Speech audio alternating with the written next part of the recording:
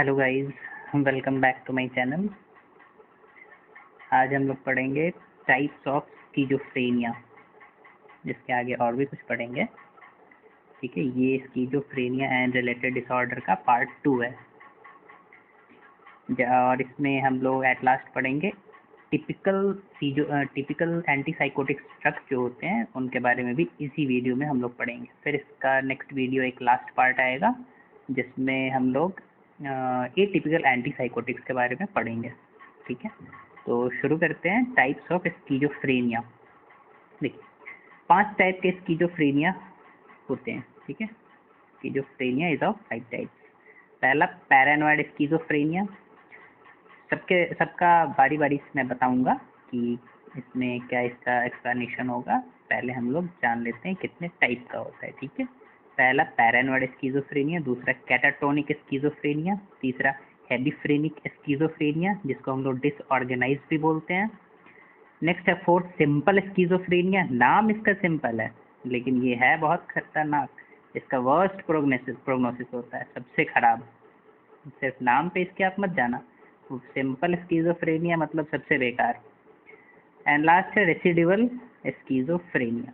ठीक है, तो चलिए बारी बारी से शुरू करते हैं। पहला पैरानॉइड स्किज़ोफ्रेनिया, सबसे मोस्ट कॉमन होता है। ये स्किज़ोफ्रेनिया के हर एक टाइप में सबसे ज़्यादा यही पाया जाता है, देखा जाता है। ठीक है, predominant positive symptoms. Paranoid schizophrenia की खास बात यह है कि इसमें जो पॉजिटिव सिम्टम्स होंगे वो ज़्यादा होंगे, स्पेशली होंगे। मे भी नेगेटिव सिम्टम्स हो भी सकते हैं, अगर होंगे भी तो बहुत कम होंगे या फिर नहीं होंगे। लेकिन जो प्रीडोमिनेंट इसमें होगा वो होगा पॉजिटिव सिम्टम्स। पॉजिटिव सिम्टम्स में हम लोग ने क्या बात किया था? डिल्यूजन था, हेलुसिनेशन था। तो आप इसमें देखे होंगे गाँव में जिसको कहते हैं भूत पकड़ लिया है ना, माता की है भूत पकड़ लिया है। फीमेल अपने सर को बहुत जोर से ऐसे करती रहती है। तो उसी तरह का delusion and hallucination. Positive symptoms में और भी चीज़ एक दो है, तो वो सारे इसमें प्रीडोमिनेंट करेंगे। ठीक है, नेक्स्ट है इसका इम्पोर्टेंट बात कि लेट ऑनसेट। ये अर्ली डिजीज़ नहीं है, ये जो सिम्टम्स है वो लेट है, लेट ऑनसेट होगा। ठीक है, इसका जो स्टार्ट होगा सिम्टम्स का वो लेट होगा। बाद में ये सारी चीज़ डिल्यूजन हेलुसिनेशन जो भी चीज़ है ये सब बाद में देखे जाएंगे। ठीक है, और नेक्स्ट चीज़ है गुड प्रोग्नोसिस। जिस भी डिजीज़ में पॉजिटिव सिम्टम्स प्रीडोमिनेंट होंगे उसका प्रोग्नोसिस बहुत अच्छा होगा। ठीक है, ये आप कहीं लिख लो। पॉजिटिव सिम्टम्स जिसमें होंगे, नेगेटिव नहीं होंगे तो उसका गुड प्रोग्नोसिस होगा। अगर नेगेटिव होंगे और पॉजिटिव भी होंगे तो फिर 50-50 वाला सीन होगा। लेकिन जहाँ नेगेटिव ही सिर्फ होंगे वहाँ वर्स्ट प्रोग्नोसिस होगा। ठीक है, तो यहाँ पॉजिटिव प्रीडोमिनेंट है तो फिर यहाँ गुड प्रोग्नोसिस।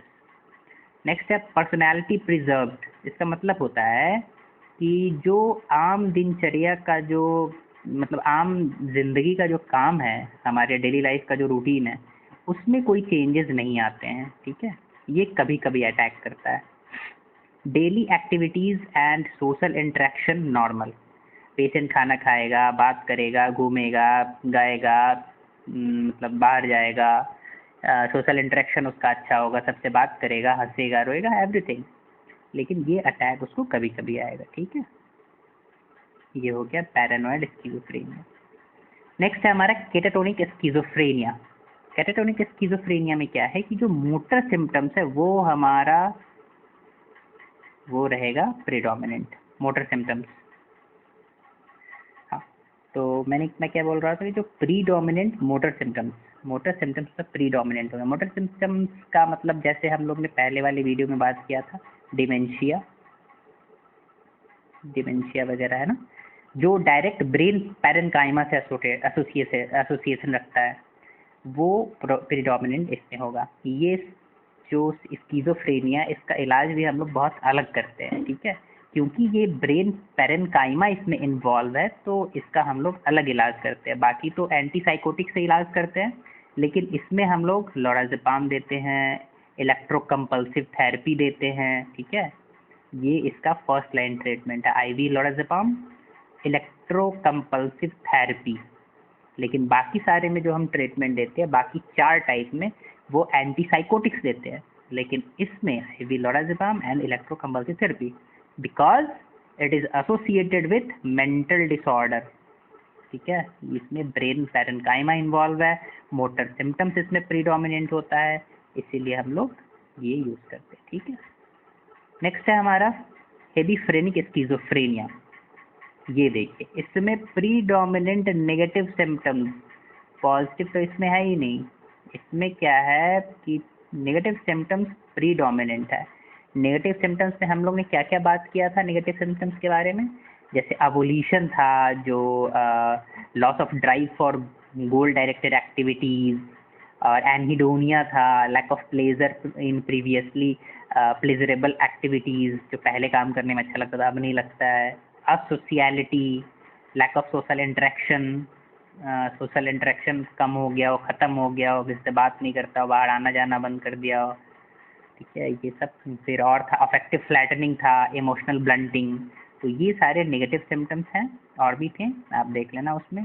तो नेगेटिव सिम्टम्स में प्रीडोमिनेंट होंगे हेबिफ्रेनिक स्किज़ोफ्रेनिया में। नेक्स्ट है इसका अर्ली ऑनसेट। ये जो सिम्टम्स है वो बहुत जल्दी आएगा। हमारा पहला वाला जो था पैरानॉइड, वो लेट ऑनसेट था, बट ये अर्ली ऑनसेट है। सारे सिम्टम्स आपको जल्दी मिलेंगे। जैसे कोई पर्सन 6 मंथ से बीमार है, ठीक है, 6 मंथ से बीमार है, तो जो पैरानॉइड सिम्टम्स होगा वो मे बी, इसको पर्सन 6 मंथ से बीमार है, मतलब जो उसका तबीयत बिगड़ना शुरू हुआ ये 6 मंथ पहले हुआ, बट जो पैरानॉइड वाला सिम्टम्स है मे बी उसको 1 महीने पहले से आ रहा हो, 1.5 महीने पहले से आ रहा हो, लेकिन ये 5 महीने 6 महीने पुराना नहीं होगा पैरानॉइड सिम्टम्स। ठीक है, लेकिन जो ये हेबिफ्रेनिक स्किज़ोफ्रेनिया का जो सिम्टम्स है वो मे बी 4 महीने पुराना हो, 5 महीने पुराना हो, 6 महीने पुराना। ठीक है, दैट इज अर्ली ऑनसेट। जल्दी इसके सिम्टम्स जल्दी शुरू हो जाएंगे। हाँ, तो नेक्स्ट है इसका बैड प्रोग्नोसिस। मैंने जैसे कि मैंने बताया था नेगेटिव सिम्टम्स जहाँ भी होगी उसका प्रोग्नोसिस खराब होगा। इसका वर्स्ट तो नहीं है, इसका बैड है। बैड मतलब खराब है, बहुत बुरा नहीं है, ठीक होने की संभावना है। नेक्स्ट है सीवियर डिटेरियोरेशन ऑफ पर्सनैलिटी। हम लोग पैरानॉइड वाला में पढ़े थे कि पर्सनैलिटी चेंजेस नहीं होते हैं उसमें, वो प्रिजर्व रहता है, लेकिन इसमें डिटेरियोरेशन होता है, इसमें पर्सनैलिटी खराब हो जाता है। जो पेशेंट का हाइजीन है वो खराब हो जाता है, वो हाइजीन मेंटेन नहीं करेगा, सोशल इंटरेक्शन उसका ख़त्म हो जाएगा, बिल्कुल ही डिस्टर्ब, सोशल इंटरेक्शन डिस्टर्ब। ठीक है, नेक्स्ट है हमारा सिंपल स्किज़ोफ्रेनिया। इसमें नेगेटिव सिम्टम्स भी प्रीडोमिनेंट होगा, प्रीडोमिनेंट नेगेटिव सिम्टम्स। और जो हमने पहले इसमें बात किया प्रीडोमिनेंट नेगेटिव सिम्टम्स, इसमें हमने ऐसा नहीं बोला कि पॉजिटिव सिम्टम्स नहीं होंगे, हो सकते हैं इसमें positive symptoms, predominant negative symptoms होंगे। ठीक है, इसीलिए इसका बैड प्रोग्नोसिस था। बट सिंपल में क्या है कि पॉजिटिव सिम्टम्स होते ही नहीं हैं, पॉजिटिव नहीं होंगे तो इसका सबसे घटिया प्रोग्नोसिस, सबसे बेकार, वर्स्ट प्रोग्नोसिस। जहाँ भी पॉजिटिव सिम्टम्स होंगे वो पेशेंट के लिए अच्छी बात है, प्रोग्नोसिस अच्छा होगा, उसका बेटर की तरफ लेके जाएगा। बट यहाँ तो पॉजिटिव सिम्टम्स है ही नहीं, सिर्फ और सिर्फ नेगेटिव सिम्टम्स प्रीडोमिनेंट है, दैट इज वर्स्ट प्रोग्नोसिस। ठीक है, लास्ट है हमारा residual schizophrenia. Mostly negative symptoms, इसमें ज़्यादातर नेगेटिव सिम्टम्स होंगे, पॉजिटिव भी होंगे लेकिन ज़्यादातर नेगेटिव सिम्टम्स मौजूद होंगे। तो ये 50-50 वाला केस है। ठीक है, इसको गुड भी नहीं बोल सकते हैं, बैड भी नहीं बोल सकते हैं। स्टेट विथ मिनिमम डिल्यूजन और हेलुसिनेशन। देखिए, रेसिडुअल का मतलब क्या होता है, जो बच गया। तो जब हम किसी पेशेंट का इलाज करते हैं, उसको ट्रीटमेंट देते हैं, दवा खिला देते हैं, तो ट्रीटमेंट के बाद मे भी हो सकता है एक आध एपिसोड कभी 6 महीने साल भर में एक बार हो जाए। अच्छा, बचा हुआ स्किज़ोफ्रेनिया अगर थोड़ा बहुत बच गया है, रह गया है, तो that is residual schizophrenia. Minimum delusion और हेलुसिनेशन, जो उसका पॉजिटिव सिम्टम्स है बहुत कम होगा। ठीक है, और नेगेटिव सिम्टम्स होंगे लेकिन वो भी प्रीडोमिनेंट नहीं होंगे, कुछ ज़्यादा होंगे। पॉजिटिव सिम्टम्स थोड़े से होंगे और कुछ नेगेटिव सिम्टम्स होंगे, दोनों का मिक्सचर होगा। ठीक है, नेक्स्ट है एक वर्ड है हमारा पोस्ट स्किज़ोफ्रेनिक डिप्रेशन। ठीक है, जिसका जो स्पेशल फीचर था वो था रिस्क को बढ़ा देना। इसको हम लोग एक्सप्लेन करते पढ़ते, लेकिन इसकी ज़रूरत नहीं है, क्योंकि अभी जो ICD-11 न्यू आई है बुक और DSM-5, इन्होंने इस चीज़ को हटा दिया है, बोला है कि ये इसमें नहीं रहेगा। इन्होंने अलग से अपना टाइप्स दिया, अपना टाइप बनाया है कि देखिए भैया, स्किज़ोफ्रेनिया ये पोस्ट सीजोफ्रेनिक और प्री सीजोफ्रेनिक कुछ नहीं होता है, सीजोफ्रेनिया ही होता है। ठीक है, पोस्ट प्री कुछ नहीं होता है। तो पहली बार स्किज़ोफ्रेनिया आ रहा है, एक एपिसोड हो रहा है तो फर्स्ट एपिसोड, ठीक है, स्किज़ोफ्रेनिया का फर्स्ट एपिसोड। अगर दूसरी बार मीन्स कि 2-4 बार आ रहा है, 5 बार आ रहा है, तो दैट इज स्किज़ोफ्रेनिया का मल्टीपल एपिसोड। उसको हम लोग डायग्नोसिस में क्या बोलेंगे, स्किज़ोफ्रेनिया विथ मल्टीपल एपिसोड। अगर बार बार आ रहा है, रेगुलर आ रहा है, 1 साल से ज़्यादातर रह रहा है, 2 साल 3 साल तक ये प्रेजेंट कर रहा है पेशेंट में, तो उसको बोलेंगे स्किज़ोफ्रेनिया कंटिन्यूअस। उसका डायग्नोसिस बनेगा स्किज़ोफ्रेनिया कंटिन्यूअस। ठीक है, तो ये वाली टर्म हटा दी गई है, इसको भूल जाइए। बस ये बताना था इसलिए मैंने यहाँ लिख दिया। ठीक है, नेक्स्ट है ट्रीटमेंट क्या करेंगे। अब आ गया ट्रीटमेंट वाला पार्ट। 4 का ट्रीटमेंट करेंगे, एक का मैंने वहाँ बताया था IV लोराज़ेपाम एंड इलेक्ट्रोकम्पल्सिव थेरेपी कैटाट्रॉनिक का। ठीक है, तो यहाँ हम लोग बाकी 4 का पढ़ेंगे। फर्स्ट लाइन ड्रग्स क्या होता है, एंटीसाइकोटिक्स, जो कि हम सब जानते हैं, एक्सेप्ट कैटाट्रॉनिक। कैटाट्रॉनिक में नहीं, कैटाट्रॉनिक में IV लोराज़ेपाम और इलेक्ट्रोकम्पल्सिव थेरेपी था। ठीक है, एंटीसाइकोटिक्स भी 2 तरह के होते हैं, एक एटिपिकल होते हैं, एक टिपिकल होते हैं। ठीक है, एटिपिकल को हम लोग एक और नाम से जानते हैं, FGA, फर्स्ट जनरेशन एंटीसाइकोटिक्स, इसका फुल फॉर्म हुआ। और इसको एक और नाम से जानते हैं, DRA, डोपामीन रिसेप्टर एंटागोनिस्ट। ठीक, दूसरा है हमारा एटिपिकल एंटीसाइकोटिक्स। ठीक है, एटिपिकल एंटीसाइकोटिक्स का दूसरा नाम SGA, सेकेंड जनरेशन एंटीसाइकोटिक्स। और दूसरा एक और नाम है SDA, सीरोटोनिन डोपामीन एंटागोनिस्ट। ठीक है, इसमें जो है ये डोपामीन को ही सिर्फ एंटागोनाइज करेगा, बट ये सीरोटोनिन एंड डोपामीन दोनों को ही एंटागोनाइज करेगा। ठीक है, अब ड्यूरेशन ऑफ ट्रीटमेंट, कितने दिन तक हम ट्रीटमेंट देंगे, तो भैया ऐसा है कि फर्स्ट एपिसोड अगर आ रहा है, पहला एपिसोड के बाद अगर पेशेंट आपके पास प्रेजेंट कर रहा है, और तो फिर हम लोग उसको देंगे 1 से 2 साल तक के लिए एंटीसाइकोटिक्स देंगे। अब वो सीवियरिटी पे डिपेंड करेगा कि 1 साल के लिए देंगे या 2 साल के लिए। कोई 2 साल तक भी चलाते हैं, 1 साल में अगर किसी का ठीक हो जाए तो ठीक है। ठीक होने के बाद दवा हम लोग तब तक चलाते हैं जैसे कि हमको 3 साल में सिम्टम आना ख़त्म हो गया है ना, तो हम लोग दवा 1 साल एक्स्ट्रा चलाते हैं, 4 साल तक। ठीक है, मतलब दवा थोड़ा ज़्यादा टाइम तक चलाया जाता है, कहने का मतलब यही है। तो 1 से 2 साल तक हम लोग फर्स्ट एपिसोड के बाद चलाते हैं, और अगर मल्टीपल एपिसोड होता है स्किज़ोफ्रेनिया को तो हम लोग मिनिमम 5 साल चलाते हैं, 5 ईयर ट्रीटमेंट देते हैं। ठीक है, नेक्स्ट है हमारा, अब हम लोग बारी बारी पढ़ेंगे हर एक दवा के बारे में। Typical antipsychotics. ठीक है, पहला है इसमें फेनोथाइजोन्स। ठीक है, इसमें भी बहुत सारा दवा है, 5-7 दवा है जो मैंने लिखा नहीं है, मैं बोल दे रहा हूँ, आपको अगर नोट करना हो तो आप नोट कर सकते हैं। ठीक है, नहीं तो आपको बुक में भी कहीं मिल जाएंगे। मेनली यहाँ पे हम लोग को जानना है फेनोथाइजोन्स का इस्तेमाल करते हैं। अब इसमें कौन कौन सा ड्रग इस्तेमाल करते हैं ये तो फार्मा में भी आपने पढ़ा होगा, नहीं पढ़ा है तो मैं बोल दे रहा हूँ। इसमें जो होगा, पहला होगा क्लोरप्रोमाजीन, नेक्स्ट है ट्राइफ्लुओपेराजीन, नेक्स्ट है थायोरिडाजीन, नेक्स्ट है प्रोक्लोरपेराजीन, नेक्स्ट है ट्राइफ्लुप्रोमाजीन, नेक्स्ट है फ्लूफेनाजीन, नेक्स्ट है परफेनाजीन।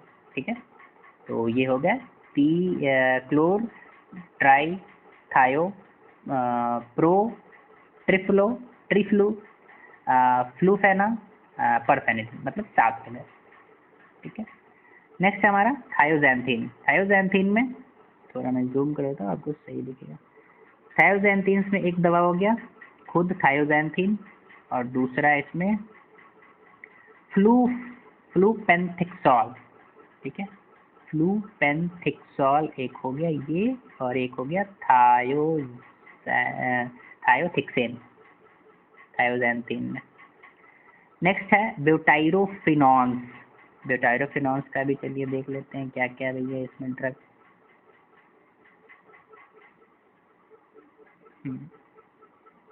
इसमें है हेलोपेरिडोल एक हो गया, ठीक है। दूसरा हो गया ड्रोपेरिडोल। जानता हूँ स्पेलिंग थोड़ी मेरी खराब है, मतलब सॉरी स्पेलिंग नहीं, हैंड राइटिंग, ये लिखने में थोड़ा सा दिक्कत हो जाता है, तो मैं जैसे प्रोनाउंस कर रहा हूँ आप उसको उस हिसाब से लिख लेना, ठीक है। ड्रोपेरिडोल। नेक्स्ट है पेनफ्लूराडिल। पेनफ्लूराडिल, ठीक है। नेक्स्ट है हमारा कुछ मिसलेनियस ड्रग है। मिसलेनियस में भी कुछ स्पेसिफिक है, जैसे पहला है पीमोजिडाइ, ये देखिए पीमो है, ठीक है, पीमोजाइड। पहला है पीमोजाइड, दूसरा है लॉक्सापाइन, उसके बाद मॉलिंडोन, यहाँ से ऐसे लीजिए मॉलिंडोन, ठीक है, मॉलिंडोन। नेक्स्ट है लो पोटेंशिया कुछ ड्रग है जो हम लोग अगर पेशेंट का कंडीशन उतना सीवियर नहीं है तो लो पोटेंशिया भी इस्तेमाल कर सकते हैं। क्लोरप्रोमाजीन, ठीक है, थायोरिडाजीन, ठीक है। एक हाई पोटेंसी का ड्रग है कुछ, ये है हाई पोटेंसी, हेलोपेरिडोल एंड फ्लूफेनाजीन, ठीक है। आई होप ये आपको याद रहेगा,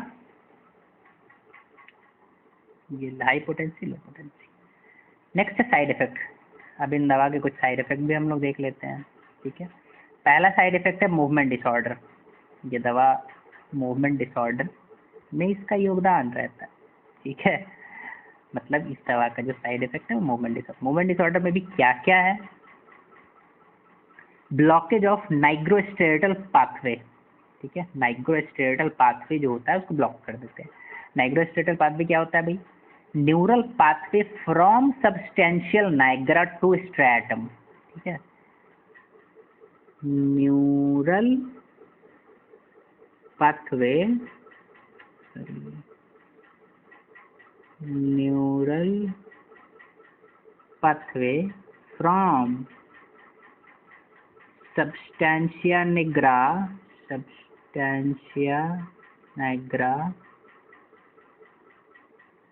to striatum, that is nigrostriatal pathway। इस पाथवे को ब्लॉक कर देता है, ठीक है। टिपिकल ज़्यादा खतरनाक होता है, एटिपिकल कम खतरनाक होता है। मींस कि जो टिपिकल ड्रग्स होते हैं वो इस डिसऑर्डर में मतलब वो ये डिसऑर्डर ज़्यादा करते हैं। टिपिकल ड्रग्स का जो मूवमेंट डिसऑर्डर होता है वो ज़्यादा होता है, एटिपिकल से कम होता है, ठीक है। हाई पोटेंसी वाले जो ड्रग है वो ज़्यादा मूवमेंट डिसऑर्डर करेंगे, लो पोटेंसी वाले थोड़े कम करेंगे, ठीक है। नेक्स्ट है blockage of extra pyramidal side effect. Extra pyramidal side effect भी इससे कुछ होता है, ठीक है। उस रास्ते को भी ये ब्लॉक कर दिया जाता है। ये एंटीसाइकोटिक्स जो हैं एक्स्ट्रा पिरामिडल एरिया को भी ब्लॉक कर देते हैं, ठीक है। ये किस रूट से देते हैं साइड इफेक्ट होता है भाई, आईवी हाँ आईवी, ये है ना आईवी। आईवी देते हैं ज़्यादा, ओरल देते हैं कम, आईवी देते हैं इसलिए साइड इफेक्ट होता है, ठीक है। मीन्स कहने का मतलब ये कि आईवी जितना हम लोग ज़्यादा देंगे साइड इफेक्ट उतना ज़्यादा होगा।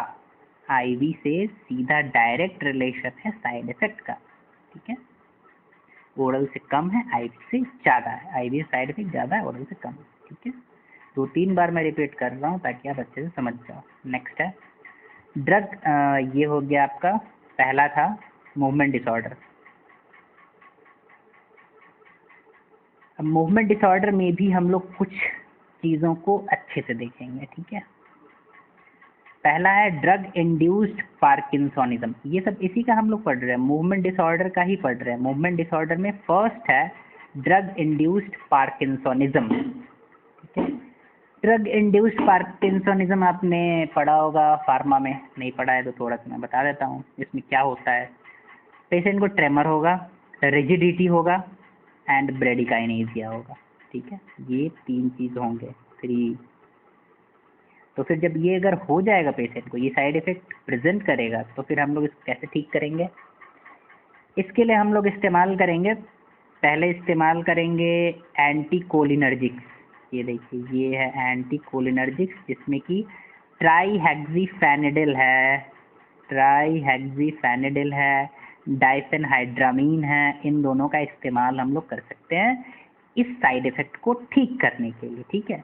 और इसके साथ साथ हम लोग सेकेंड जनरेशन पे भी स्विच करेंगे। जो हम लोग फर्स्ट जनरेशन एंटीसाइकोटिक यूज़ कर रहे थे, जिसके वजह से ये साइड इफ़ेक्ट हुआ है, तो अब फिर से फर्स्ट जनरेशन आप यूज़ करोगे, फिर से साइड इफ़ेक्ट होगा, तो क्या फिर से आप एंटीकोलिनर्जिक यूज़ करोगे। तो ऐसा नहीं, एंटीकोलिनर्जिक देंगे, ये साइड इफ़ेक्ट ठीक करेंगे, देन सेकेंड जनरेशन पे हम लोग शिफ्ट करेंगे, ताकि नेक्स्ट फिर साइड इफ़ेक्ट ना आए। नेक्स्ट है एक्यूट डिस्टोनिया, ठीक है।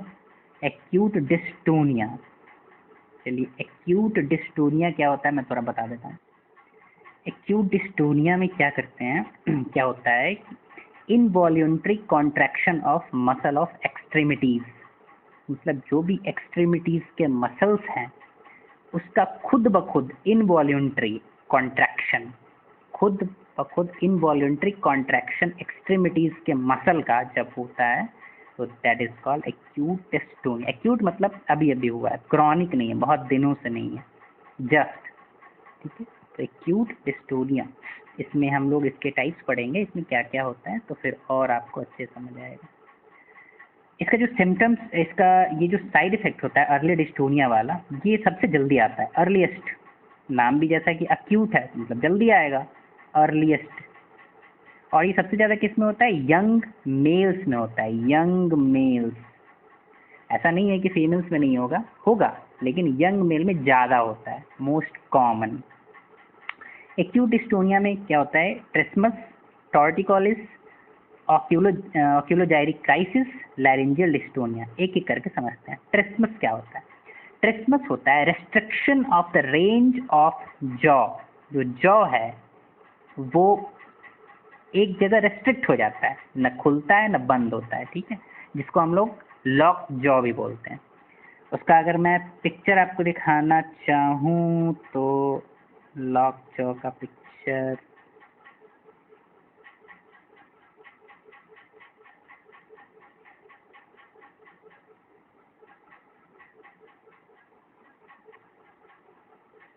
This is lock jaw. ये जो आपको दिख रहा है ये है लॉक जॉ, ट्रिस्मस। ये देखिए ये जो इसका ये टिप्स आप लोग देख रहे हो, ये देखो देखो दोनों बैठा हुआ है ना, ये ना खुलता है ना बंद होता है, that is restriction of the range of the jaws, ठीक है। इसके बाद है टॉर्टिकोलिस। टॉर्टिकोलिस क्या होता है, twisting of neck that cause head to rotate tilt, मतलब आम भाषा में समझिए कि गर्दन एक ही जगह एक ही साइड में फिक्स हो जाता है, ठीक है। उसका मैं इमेज आपको दिखा देता हूँ। दिस इज टॉर्टिकोलिस, है ना, लिखा हुआ है ना टॉर्टिकोलिस।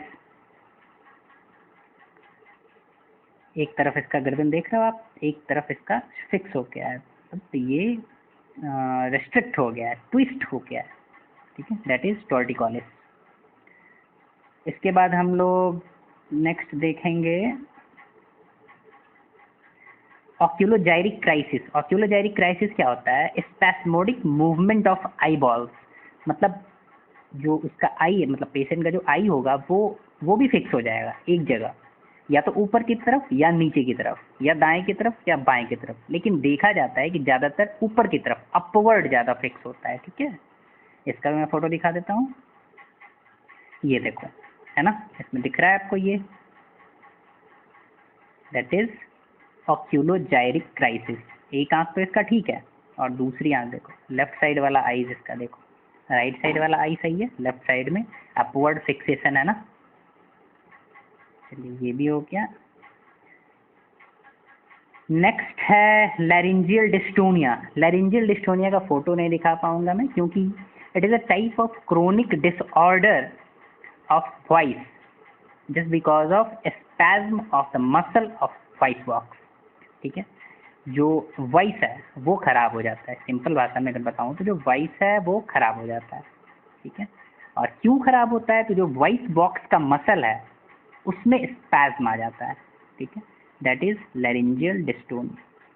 तो फिर इसको हम ठीक कैसे करेंगे, इसको ठीक करने के लिए हम लोग देंगे पारेंट्रल एंटीकोलिनर्जिक्स।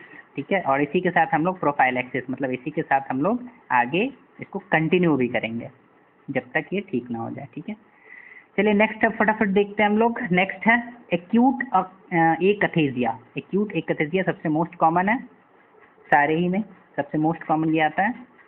इसका मतलब क्या होता है, inner sense of restlessness and objective science such as fit getting of legs, pacing around, inability to sit और स्टैंड फॉर लॉन्ग। बहुत ज़्यादा देर तक बैठ नहीं सकता है, बहुत ज़्यादा देर तक खड़े नहीं हो सकता है। ठीक है, इनर सेंस में उसको ऐसा लगेगा कि मैं बहुत थका हुआ हूँ। ठीक है, बहुत देर तक अगर बैठ जाएगा तो बहुत देर भी नहीं, थोड़ी देर में उसको ऐसा रेस्टलेसनेस फील होने लगेगा, ऐसा लगेगा जैसे मैं बहुत थक चुका हूँ। खड़ा होगा तो थका हुआ लगेगा, बैठेगा तो थका हुआ लगेगा। ठीक है, तो दैट इज अक्यूट एकथीसिया। इसका हम लोग इलाज कैसे करेंगे, इसको हम लोग ट्रीट करेंगे बीटा ब्लॉकर से। ठीक है, बीटा ब्लॉकर में भी प्रोप्रानोलॉल जो कि बहुत अच्छी दवा है, और भी इस्तेमाल कर सकते हैं, बट प्रोप्रानोलॉल का इस्तेमाल ज़्यादा होता है। ठीक है, तो बीटा ब्लॉकर से इसको ठीक करेंगे प्रोप्रानोलॉल से। और ड्रग ऑफ चॉइस इसका क्या है, एंटीकोलिनर्जिक्स। इससे हम लोग बीटा ब्लॉकर से इलाज कर सकते हैं, लेकिन इसका जो ड्रग ऑफ चॉइस है दैट इज एंटीकोलिनर्जिक्स। और बेंजोडायजेपिन्स का भी इस्तेमाल हम लोग करते हैं, दैट इज BZD बेंजोडायजेपिन्स। नेक्स्ट है हमारा टार्डिव डिस्काइनेजिया। टार्डिव डिस्काइनेजिया का मतलब क्या होता है, इसको भी हम लोग अच्छे से पढ़ते हैं। Tardive means long term, डिस्काइनेजिया means abnormal movement. बहुत दिनों से अगर कोई एबनॉर्मल मूवमेंट हो रहा है दैट इज टार्डिव डिस्काइनेजिया। ठीक है, इसमें भी क्या हो सकता है, क्या क्या टाइप्स क्या हो सकते हैं। च्यूविंग मूवमेंट बहुत दिनों से हो रहा है, इनवॉल्यूंट्री है। ठीक है, इनवॉल्यूंट्री मूवमेंट, ये मूवमेंट है, ये आपको दिखे ना फिर से लिख देता हूँ, मूवमेंट। ठीक है, MOV, involuntary movement of jaw. इसका मैं फोटो दिखा दूंगा आपको, एक लिंक मैं डिस्क्रिप्शन में डाल दूंगा। टार्डिव डिस्काइनेजिया का सारा जो इमेज है वो आपको वहाँ पे दिख जाएगा सिम्टम्स के साथ। च्यूविंग वाला भी वहाँ पे दिखेगा, मतलब स्मॉल वीडियो है, उसमें आपको अच्छे से समझ आ जाएगा। ठीक है, च्यूविंग मूवमेंट हो गया। नेक्स्ट है पकरिंग एंड स्मैकिंग। ये लिप्स को जो ऐसे टंग से लिप्स को टच करते हैं ना बार बार, तो उसको बोलते हैं पकरिंग स्मैकिंग। प्रोट्रूजन और ट्विस्टिंग ऑफ टंग, टंग हमेशा बाहर निकालते रहना, मतलब वो खुद से इनवॉलंटरी होता है, निकालते रहना सही है, खुद निकल जाता है, that is protrusion twisting of tongue. Extremities का भी ऐसा हो सकता है, इनवॉलंटरी मूवमेंट। ठीक है, नेक्स्ट है choreiform. Choreiform rapid jerky movement of non repetitive. जो भी इसके एक्सट्रीमिटीज का मूवमेंट है वो जल्दी जल्दी होगा, जर्की होगा, अचानक सडन होगा, लेकिन नॉन रिपीटेटिव, मतलब रिपीटेशन नहीं होगा। ठीक है, थोड़े थोड़े देर बाद होगा, नॉन रिपीटेटिव। ठीक है, नेक्स्ट है athetoid movement. Athetoid means slow continuous sinus. ठीक है, जस्ट इसका कोई फॉर्म का अपोजिट, स्लो होगा, कंटिन्यूअस होगा, इसमें नॉन रिपीटेटिव था, इसमें कंटिन्यूअस होगा, इसमें रैपिड था, इसमें स्लो होगा। ठीक है, नेक्स्ट है rapid syndrome. Rabbit syndrome, rabbit syndrome means rhythmic motions of mouth along a vertical plane without involvement of tongue। Rabbit को आपने मुंह चलाते कभी देखा है? नहीं देखा है तो आप गूगल पे देख लेना। वो जैसे मुंह चलाते हैं उसी की तरह इनका भी मूवमेंट हो जाता है, अपने टंग का इस्तेमाल किए बिना ही अपने माउथ को वर्टिकल डायरेक्शन में उसको चलाना। ठीक है, that is rabbit syndrome. Next है sustained D2 blocker. This means blocker, अगर बहुत दिन तक हम D2 D2 जो रिसेप्टर है हमारे बॉडी में उसको ब्लॉक कर देते हैं तो हाइपर सेंसिटिविटी रिएक्शन भी हो जाता है। और ये जो भी दवा हम लोग ये टिपिकल वाला दे रहे हैं उससे D2 को तो ब्लॉक ही कर रहे हैं ना, ठीक है। तो D2 को ब्लॉक करते हैं क्योंकि ये तो डोपामिन एंटागोनिस्ट था और ये D2 डोपामिन का ही ना रिसेप्टर है, D2 एंटागोनिस्ट। तो D2 को ज़्यादा दिन तक अगर आप ब्लॉक कर दोगे तो हाइपर सेंसिटिविटी रिएक्शन होने की संभावना है। That is sustained D2 blocker leads to hyper sensitivity reaction. इसको ठीक कैसे करेंगे? इसको ठीक करने के लिए हम लोग सबसे पहले सेकंड जनरेशन पर शिफ्ट करेंगे जैसे कि अब तक पढ़ते आए हैं। नेक्स्ट हम लोग इसमें इस्तेमाल कर सकते हैं वैल्वेनाजीन का, टेट्राबेनाजीन का, ठीक है। ये डोपामिन डिप्लीटर है इसलिए हम लोग इसका इस्तेमाल करेंगे वैल्वेनाजीन, टेट्राबेनाजीन। नेक्स्ट है हमारा न्यूरोलेप्टिक मैलिग्नेंट सिंड्रोम, वो 5 तक तो खत्म हो गया, सॉरी किधर गया, ये टार्डिव डिस्काइनेसिया था, ठीक है। हाँ अब ई है न्यूरोलेप्टिक मैलिग्नेंट सिंड्रोम, ये लास्ट है। न्यूरोलेप्टिक मैलिग्नेंट सिंड्रोम में क्या हो सकता है? बहुत सारी चीज़ें, फीवर हो सकता है, रिजिडिटी, इंक्रीज सीपीके का मतलब क्या होता है? क्रिएटिनिन फॉस्फोकाइनेज लेवल्स, जो हमारे बॉडी में क्रिएटिनिन फॉस्फोकाइनेज का लेवल होता है वो बढ़ जाता है। ऑटोनोमिक डिस्टर्बेंसेज होंगे, डायफोरेसिस होगा, ठीक है, अल्टर्ड कॉन्शियसनेस, ट्रेमर्स होंगे, ल्यूकोसाइटोसिस होगा, लिवर एंजाइम एलिवेशन होगा। इसमें ऐसा कुछ नहीं रॉकेट साइंस जो आपको पता ना हो, ठीक है। फीवर, रिजिडिटी, सीपीके, ये सब आपको, tremor, Altered consciousness, diaphoresis, autonomic disturbances, ये सब आई थिंक आपको पता है, ठीक है, इसलिए मैं इसको एक्सप्लेन नहीं करूँगा। नेक्स्ट है हमारा पैथोफिजियोलॉजी ऑफ D2 ब्लॉकर, जो हमने अभी कुछ देर पहले देखा है कि डोपामिन एंटागोनिस्ट ज़्यादा देर तक ब्लॉक कर देने से हाइपर सेंसिटिविटी रिएक्शन हो सकता है। तो उसके पैथोफिजियोलॉजी को थोड़ा सा हम लोग देख लेंगे, ज़्यादा नहीं देखेंगे, थोड़ा सा देखेंगे, ठीक है। तो D2 ब्लॉकर अगर ज़्यादा देर तक हम लोग D2 डोपामिन के रिसेप्टर को ब्लॉक कर देते हैं तो क्या हो सकता है? मसल रिजिडिटी हो जाएगा, ठीक है, due to corpus striatum disturbances. Corpus striatum में डिस्टर्बेंस होगा जिसकी वजह से मसल रिजिडिटी होगा। फीवर हो सकता है हाइपोथैलेमस में डिस्टर्बेंस के कारण, ऑटोनोमिक डिस्टर्बेंस हो सकता है स्पाइनल न्यूरॉन्स में डिस्टर्बेंसेस के कारण, ठीक है। सीपीके इंक्रीज करेगा due to muscle rigidity, CPK increase करेगा, D2 को ब्लॉक कर देंगे, सीपीके इंक्रीज करेगा और सीपीके इंक्रीज करेगा तो मसल रिजिडिटी बढ़ेगा, जो अभी यहाँ हम लोग ने देखा है। मसल रिजिडिटी का एक कॉज कॉर्पस स्ट्रिएटम होगा और एक ये भी इंक्रीज सीपीके, ठीक है। मायोग्लोबिनूरिया होगा, रीनल फेलियर होगा, रीनल फेलियर जैसे सीपीके, ये भी यहाँ पे हो जाएगा, सीपीके बढ़ेगा तो रीनल फेलियर हो सकता है, ठीक है। इसको हम लोग ठीक कैसे करेंगे? वही जो अभी मैंने बताया था कि D2 डिप्लीटर देंगे, या फिर यहाँ पे हम लोग क्या कर सकते हैं कि अगर ये सारा सिम्टम्स आ रहा है, ये सारा सिम्टम्स पेशेंट में है, तो सबसे पहले तो हम लोग एंटीसाइकोटिक उसका बंद करेंगे, ठीक है। सबसे पहले हम लोग उसका एंटीसाइकोटिक बंद करेंगे एंटीसाइकोटिक, ठीक है। उसके बाद हम लोग पेशेंट को क्या करेंगे? हाइड्रेशन भी, उसका जो हाइड्रेशन, उसके जो ब्रेन का हाइड्रेशन हो गया उसको ठीक करेंगे, ठीक है, ठीक है। नेक्स्ट हम लोग क्या करेंगे? जो ड्रग ऑफ चॉइस है इस केस में वो है डेंट्रोलिन का इस्तेमाल करेंगे, ठीक है। डोपामिन एगोनिस्ट देंगे, पहले हम लोग एंटागोनिस्ट यूज़ कर रहे थे एंटीसाइकोटिक के तौर पे, अब हम लोग डोपामिन एगोनिस्ट देंगे जिसमें अमांटाडिन एंड ब्रोमोक्रिप्टिन का इस्तेमाल करेंगे, अमांटाडिन एंड ब्रोमोक्रिप्टिन, ठीक है। देन उसके बाद हम लोग एंटीसाइकोटिक फिर इस्तेमाल करेंगे। एंटीसाइकोटिक्स अब बंद तो नहीं कर सकते हमेशा के लिए क्योंकि फिर साइकोटिक डिसऑर्डर आ जाएंगे, तो एंटीसाइकोटिक्स हम लोग रीस्टार्ट करेंगे, बट इस टाइम फर्स्ट जनरेशन की बजाय सेकेंड जनरेशन एंटीसाइकोटिक्स का इस्तेमाल करेंगे विथ इसके साथ 2 वीक अल्ट्रेशन। 2 वीक के लिए हम लोग पेशेंट को विदाउट एनी ड्रग रखेंगे, 2 वीक तक उसको एंटीसाइकोटिक्स नहीं देंगे, 2 वीक के अल्टरनेशन पे देंगे उसको सेकेंड जनरेशन एंटीसाइकोटिक्स, ठीक है। तो इस तरह से हम लोग इस्तेमाल करेंगे।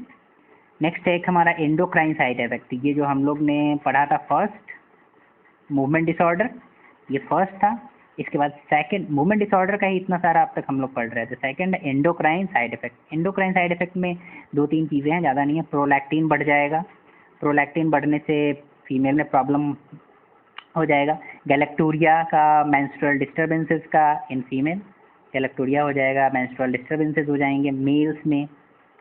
मेल में भी हो सकता है ये प्रोलैक्टिन वाला प्रॉब्लम, ठीक है,